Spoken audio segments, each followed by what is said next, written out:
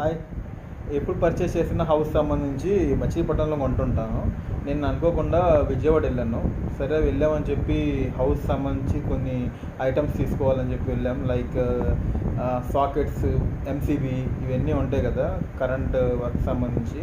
Next అదేవిధంగా hardware like tools, like ఇవి తలుపులకి గడలు, ఇలా అన్నీ పర్చేస్ చేసాం. నియర్లీ 45K దాకా అయింది. ఫ్యాన్లు కూడా తీసుకున్నాం, ఎందుకంటే ఈ మంత్ ఎండింగ్ కల్లా మేము హౌస్ షిఫ్ట్ అయిపోవాలి.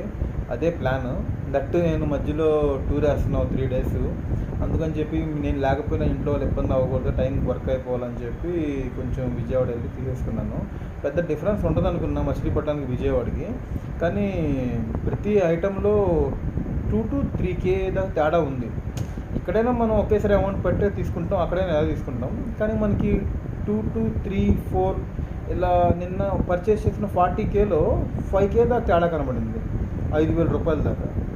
అదే ఐటమ్ టు ఐటమ్ మారిపోతుంది. మనం సింగిల్గా తీసుకుంటే ఎక్కడ తీసుకున్నా పర్లేదు, ఒకేసారి తీసుకుంటున్నాం కదా, అందుకని మనకి ఆ మార్జిన్ కొంచెం హెల్ప్ అయ్యిద్ది. ఏదో విధంగా ఏదో వేరే వర్క్ చేసుకోవచ్చు. అందుకని చెప్పి నాకు బాగా అనిపించింది, అందుకని మీకు షేర్ చేస్తున్నాను.